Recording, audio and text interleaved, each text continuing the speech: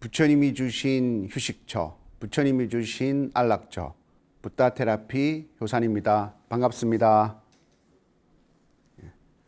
예, 반갑습니다. 여러분들과 우리 불보살님의 가피와 기도에 관한 이야기를 여러분들과 계속 나누고 있습니다. 오늘은 불보살님은 다 알고 다 보신다. 그래서 다 알고 다 보시는 불보살님의 이야기를 나누어 볼까 합니다. 금강경에서는 그것을 실지실견하신다. 모든 것을 다 보시고 모든 것을 다 아신다라고 얘기를 하는데요. 그러면 나의 모든 낱낱이 마치 스캔하듯이 싹 다 아시고 미래에 일어날 일도 싹 다 아시고 과거에 일어날 일도 싹 다 아시는 그는 전지전능한 그는 분이시라는 겁니까? 라고 질문이 생길 거예요. 의문이 생길 거예요. 그러면 우리 부처님은 신과 다를 바가 없잖아요. 그죠? 우리 불교에서 말하는 다 알고 다 보신다는 내용은 그러한 전지전능과는 약간 다른 다 알고 다 보신다는 이야기입니다. 첫 번째 이야기는 진실한 마음을 내었기 때문에 불보살님이 다 알고 다 아시게 되는 그러한 목도령 이야기를 가지고 나누어 보도록 하겠습니다. 옛날에 이거는 전해져 오는 이야기입니다. 어느 아낙네가 나무 아래에서 출산을 하게 되었습니다. 큰 나무 아래에서 출산하게 되었는데 아버지가 누군지도 모르고 어떤 이유인지는 모르겠지만 그래서 나무 아래에서 아들을 출산을 하게 된 거예요. 그래서 그 아들을 소중하게 키워서 이제 어느 정도 소년이 되었을 때 아들이 어머니에게 물었어요. 엄마, 우리 아버지는 어디 있어요? 라고 하니까 이 아내가 너희 아버님은 누구누구이시다라고 말을 못하니까 그 아이를 큰 나무 아래에서 이제 출산했기 때문에 내 아버지는 저 산 너머에 있는 그 나무의 아들이다. 나무다라고 얘기를 한 거예요.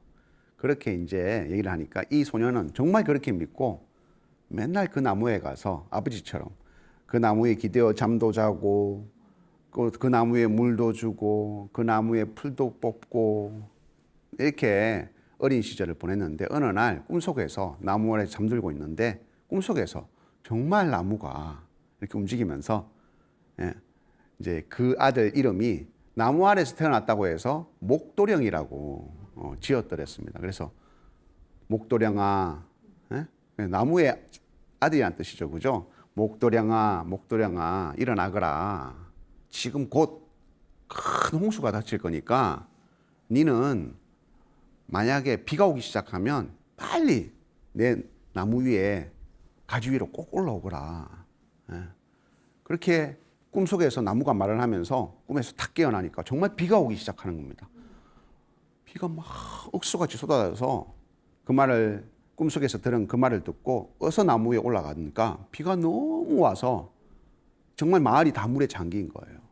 그래서 그 나무도 비바람에 흔들려가지고 뿌리쳐 뽑혀가지고 그 나무가 강물 위에 둥둥 떠내려가게 되었습니다. 목도령은 어쩔 수 없이 그 나무 위에 타게 되었죠. 그래서 나무를 타고 흘러 가다가 저 멀리서 보니까 개미들이 막 물 위에서 죽을 것 같이 막 이렇게 막 떠다니는 거예요. 그래서 마음속으로 아빠, 나무 아빠죠, 그죠? 나무 아빠, 저 개미를 살려줄까요?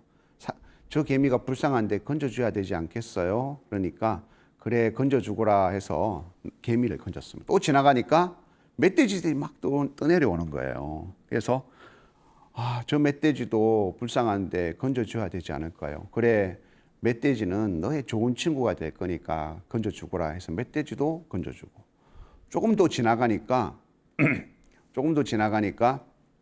이제 사람이 막 떠내려오는 거야. 한 사람이. 저 사람도 건져줄까요? 라니까 저 사람은 아마 너를 배신하게 될 건데 그래도 건져주면 건져주려면 건져주거라 해서 너무 외로우니까 그 사람을 건져주게 됩니다. 그렇게 해서 무사히 이제 강물이 빠져나가고 흘러 어느 마을에 도착했는데 그 마을에는 어느 할머니가 살고 있었습니다. 그래서 그 할머니 집에 의탁해서 살게 되었는데 그 목도령이 건진 아들과 남자와 그죠? 소년과 그 목도령이 둘이가 들어가서 이제 머슴살이 아닌 머슴살이 같이 농사일을 도우면서 같이 살게 되었던 거죠. 그런데 이렇게 건져준 이 소년이 목도령이 너무 착하고 또 혹시 할머니가 목도령을 더 이뻐해서 혹시나 자기 자신을 내치지 않을까 생각해서 나쁜 마음을 가지게 된 거예요. 그래서 그렇게 말합니다. 할머니한테 이 목도령은 나무의 아들인데 신통한 힘이 있어가지고 이렇게 강물에도 떠내려와서 나를 살리고 그러한 신통한 힘이 있는데 지금 그는 신통한 힘을 부리지 않고 이렇게 놀고 있다. 그러니까 할머니가 이 목도령을 시켜가지고 할머니의 밭을 하루아침에도 다 갈게 할 수 있는데 목도령이 할머니한테 그걸 안 들키려고 저렇게 하고 있다라고 얘기를 한 거예요. 그래서 그 할머니가 그 말을 듣고 목도령을 불러서 오늘 하룻밤에 이 밭을 다 갈거라라고 얘기를 한 거예요. 그래서 처음에 그 말을 듣고 밭을 갈다가 너무 힘들어가지고 쓰러져가지고 도대체 저 할머니가 왜 그런지 모르겠다고 막 눈물을 흘리고 있으니까 그 나무에 살려줬던 멧돼지가 나타나서 왜 울고 있습니까? 라고 물으니까 내가 그래서 밭을 갈아라고 하니까 내가 갈다가 너무 힘들어서 이렇게 울고 있다 라고 하니까 멧돼지가 자기 동료들을 불러가지고 그 뿔로서 그 밭을 다 일군 거예요. 그래요. 그 다음날 아침에 가보니까 진짜 밭이 다 갈려져 있는 거야. 그러니까 할머니가 진짜 이게 목도령이 신통이 있구나. 오히려 그한테 그렇게 말해줬던 그 소년의 말을 더 믿게 된 거죠. 이번에는 또 그 소년이 할머니 이 밭에다가 좁쌀을 심어가지고 키웁시다 하고 좁쌀을 탁 뿌렸는데 이 좁쌀은 소년이 이 좁쌀을 키우면 이 밭에는 안 되는데 다른 쌀을 심어야 되는데 좁쌀을 심지 말고 보리를 심어야 되는데 좁쌀을 어서 걷어야 합니다. 그래서 그걸 어떻게 걷니? 아니 며칠 전에 그 밭을 하루아침에 다 가도 목도령 받지 않습니까? 그 목도령한테 시키면 이 좁쌀을 다 걷어내고 보리를 심을 수 있습니다. 라고 또 거짓말을 하게 된 거예요. 그래서 또 그 목도령은 그 좁쌀 하나하나를 그거는 땅 가는 것보다 더 힘들죠. 그죠? 하나하나 하고 있는데 너무 힘들어서 또 같이 쓰러져 있으니까 누가 나타났겠습니까? 개미가 나타나서 왜 그렇게 하고 있느냐. 그래서 이 좁쌀을 내가 다 가려야 되는데 너무 힘들다. 그러니까 개미가 모든 동료들을 불러가지고 그 좁쌀을 하나하나 입으로 물어서 모아준 거예요. 그래서 정말 하루아침에 그 좁쌀이 다 모여서 그 할머니가 정말 이 목도령은 정말 대단한 사람이구나 해서 자기의 재산을 목도령한테 물려주고 정말 잘 마치 아들처럼 그렇게 살게 되었다는 이야기가 나오거든요. 그러한 전해지는 이야기가 전설 따라 있는 목도령의 이야기입니다. 이 목도령의 이야기는 이 목도령이 진실한 마음으로 아주 깨끗한 마음으로 그리고 간절한 마음으로 물에 떠내려갈 때 개미를 구해주고 또 멧돼지를 구해주고 그렇게 했기 때문에 그 진실한 마음을 불보살님들이 다 알고 다 아셔서 거기에 감흥하셨다는 그러한 내용입니다. 우리 시방세계에 있는 불보살님은 우리의 마음속에 우리 중생의 마음속에 진실한 마음을 통해서 낱낱이 그 마음을 다 알고 계십니다. 마치 우리가 매일매일 번뇌하고 매일매일 욕망하고 매일매일 거짓말하고 매일매일 탐내다가 마지막 어느 날 진실한 마음으로 간세음 보살님 이 목도령처럼 이 개미를 살려주십시오. 이 멧돼지를 살려주십시오. 우리 아버지를 살려주십시오. 진실한 마음으로 참여합니다. 라는 그 진실한 마음은 지혜와 같아서, 그죠? 지혜의 빛과 같아서 나의 이 업장에 마치, 그죠? 어디서부터 시작된지는 모르겠지만 내 마음 끝자락에 마치 반딧불이 앉은 것처럼, 그죠? 불빛이 앉은 것처럼 조그만 불빛이지만 아주 작아도 돼요. 크지 않아도 됩니다. 정말 진실한 마음. 진실한 마음이 나는 엄청 커야 되는데, 내 원력이 엄청 커야 되는데, 물론 그럴 수 있으면 더 좋겠지만 설령 작다 하더라도 정말 내가 미안하다라는 작은 진실한 마음이라 할지라도 마치 깜깜한 밤속의 반딧불처럼 이 반딧불을 달고 있는 이 목도령이 어디를 가든 어떻게 되겠어요? 불보살님은 다 보이고 어디에 있는지를 다 알아서 쫓아가게 되겠죠. 그죠? 그래서 불보살님은 진실한 마음 가운데 모든 중생들이 어려움과 고통을 다 알고 다 보신다고 합니다. 그래서 금강경에서도 그와 같이 실다운 마음을 내는 중생, 실다운 마음을 내는 중생을 한 부처님뿐만 아니라 두 부처님, 세 부처님, 네 부처님이 다 알아서 내가 간세음 보살님 한 분께 선근을 심었다고 생각했지만 사실은 간세음 보살님뿐만 아니라 수많은 불보살님께 선근을 심는 것과 같다고 얘기합니다. 그래서 목도령이 개미를 구해주고 멧돼지를 구해주는 그 작은 공덕으로 치면 작다고 하지만 진실한 마음으로 했기 때문에 수많은 부처님에게 다 알고 다 보게 되어서 아이고 목도령이 진짜 진실한 공덕을 간세음 보살님도 알고 지장보살님도 알고 그죠?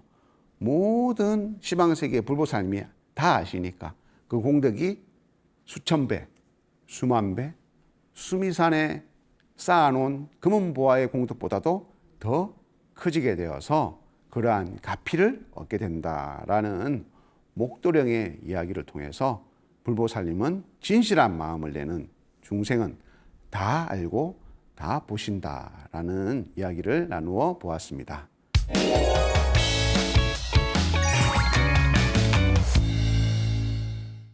첫 번째 이야기에 우리 중생들이 진실한 마음을 낼 때 불보살님은 다 알고 다 보신다라고 얘기를 했습니다. 왜냐하면 불보살님은 차별 없는 마음을 내시기 때문에 그렇습니다. 그래서 그러한 것을 또 금강경이라는 경전에서는 불보살님, 이 시방세계에 있는 모든 불보살님들은 무위법 가운데서 차별법을 내신다라는 그런 어려운 말이 적혀 있습니다.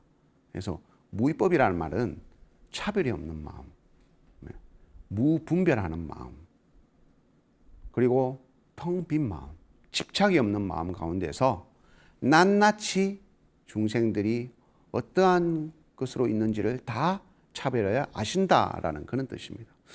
스님, 그러면 불보살님이 말하는 집착하지 않는 마음, 분별하지 않는 마음, 무분별의 마음, 그거는 어떤 것이에요? 그리고 그 가운데서 낱낱이 다 아신다는 이야기는 어떤 것이에요? 이 시방세계의 모든 중생들의 진실한 마음을 다 담 없는 마음 가운데서, 차별 없는 마음 가운데서 다 낱낱이 하신다는 이야기는 어떤 이야기예요? 라는 정말 말 자체가 어려운 그런 질문이 생길 거예요. 차별심이 없는 마음은 다른 말로 말해서 집착이 없는 마음입니다. 우리가 집착이 있는 마음은 그와 같습니다. 내가 어떤 사람을 너무 사랑하면, 뭐 예를 들면 그죠? 여기에 있는 보살님들 중에서 어떤 남자가 그죠? 어느 한 보살님을 좋아합니다. 그러면 다른 여자가 눈에 보이겠습니까? 안 보이겠죠. 또 내가 너무 화가 나서 내가 분노에 집착을 하게 되면 다른 것들이 보이겠습니까? 좀 그만해. 알았어. 미안해. 사과하는 말조차 들리지 않고 자기의 분노를 막 표출하게 되겠죠. 분노를 할 때, 사랑을 할 때 모든 것들은 다 낱낱이 있는데 다 보이지 않습니다. 마치 깜깜한 암흑과 같겠죠. 그래서 한번 미워하기 시작하면, 그죠? 처음에는 요만큼 미웠던 마음이 그 사람에 대해서 눈도 미워지고 나중에는 코도 미워지고 얼굴도 미워지고 발 뒤꿈치도 미워지고 말도 미워지고 그 사람 주변에 있는 사람도 미워지겠죠. 그래서 한 사람이 다른 한 존재가 하나가 다른 것도 다 같이 포함을 해가지고 다 낱낱이 구분되어 있는데 집착을 하게 되면 어떻게 됩니까? 다 낱낱이 있는 것도 마치 구렁텅이에 빠져들듯이 그냥 분노와 원망과 그런 질투의 구렁텅이에 빠져서 구별할 수가 없게 되겠죠. 그죠? 그런데 차별이 없는 마음은 집착이 없는 마음 속에서 집착 없는 마음 속에서 차별 없는 마음이 생깁니다.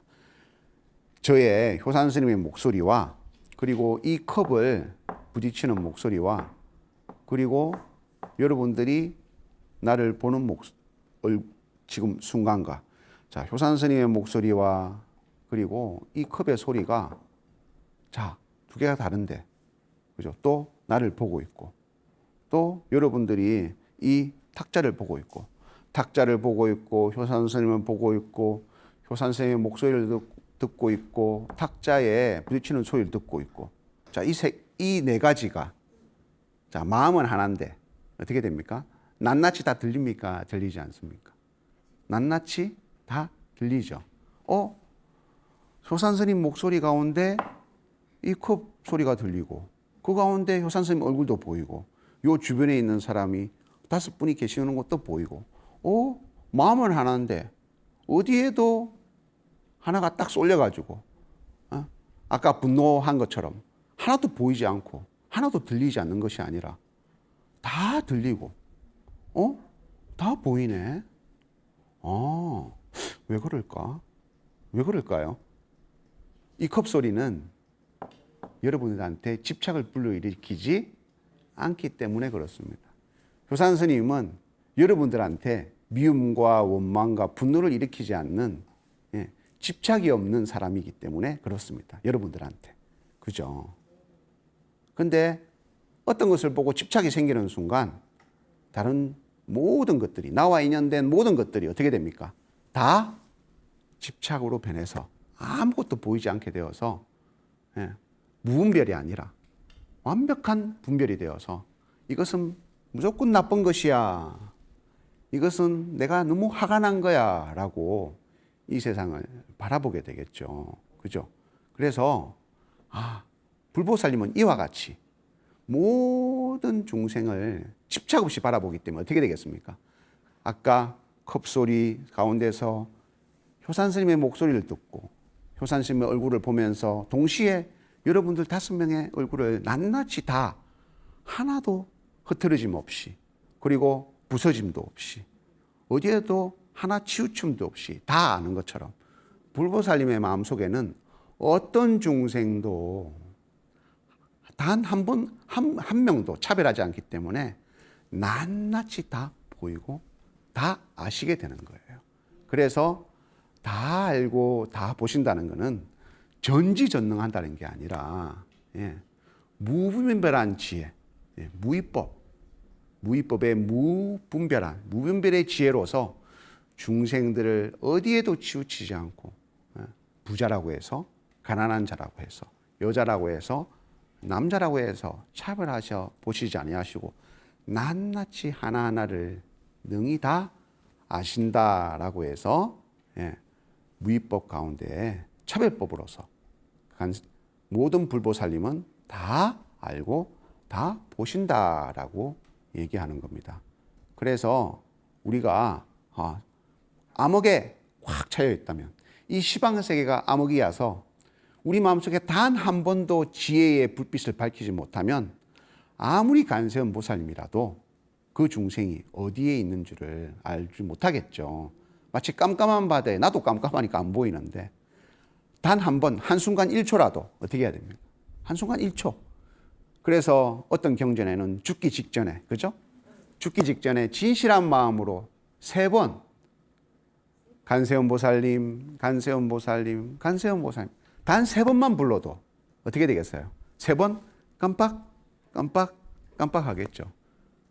그러면 그 불빛이 아무리 짧고 아무리 미세하다 하더라도 불보살님은 차별 없는 마음으로 보시기 때문에 아, 저기 중생이 있구나 하고 아셔서 거기로 가셔서 손을 내미실어서 거기를 그 중생을 구제해 주신다. 그래서 다 알고 다 보시는 불보살님이라는 이야기를 오늘 여러분들과 나누어 보았습니다. 수고하셨습니다. 성불하십시오.